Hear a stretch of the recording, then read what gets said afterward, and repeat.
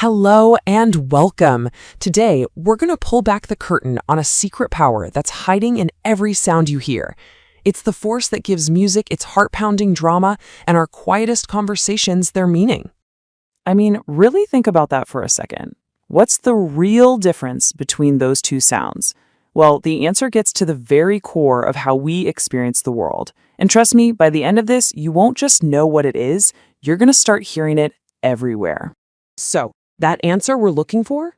It isn't just about the notes being played or the words being said. Nope, it's about something way more primal. A tool that sound uses to stir up powerful feelings inside all of us. And that's it. It's really that simple. This one little thing, volume, is one of the most powerful tools out there for communicating emotion, telling a story, and grabbing our attention, whether it's in a movie, a song, or even just a chat with a friend. Okay, so let's dig in a little deeper. It's time to give this incredibly powerful idea its proper name and break down what it's all about. You know, in the world of music, this concept is called dynamics. That's the official term for it. It's not about what you play, but how you play it. At the end of the day, it really is the art of controlling volume. And here is a fantastic way to picture it. A loud dynamic?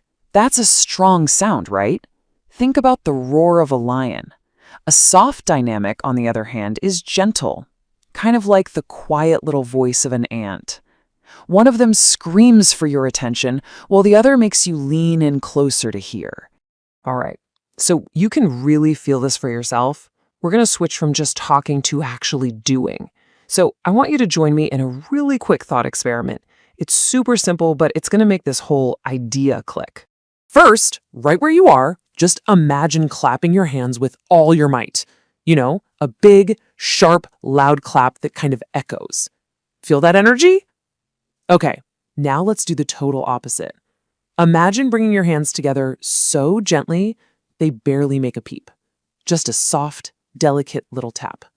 And boom, there you have it. You just controlled the volume and the intensity of a sound without even thinking about it. You literally just performed dynamics, and you didn't need a single musical instrument. It's something we can all naturally do. Okay, so now let's build on that. If we can explore dynamics with just our hands, just imagine what a musician can do with a whole orchestra. They use this exact same tool to tell these incredible, unforgettable stories with just sound. All right, time for a quick pop quiz to make sure this is sinking in. Let's think about two sounds, a whisper and a clap of thunder. Which one of those is a natural example of a soft dynamic? Exactly, it's the whisper. A whisper is naturally quiet, gentle, and intimate. Thunder, well, that's the complete opposite, isn't it? It's the definition of a loud dynamic. It's powerful, it's huge, it's overwhelming. And that contrast, that's the key to everything. And this is really why it matters so much. Musicians are absolute masters of this contrast. They can start a song so quietly you have to lean in and strain to hear it. And just like that, they've pulled you into their world.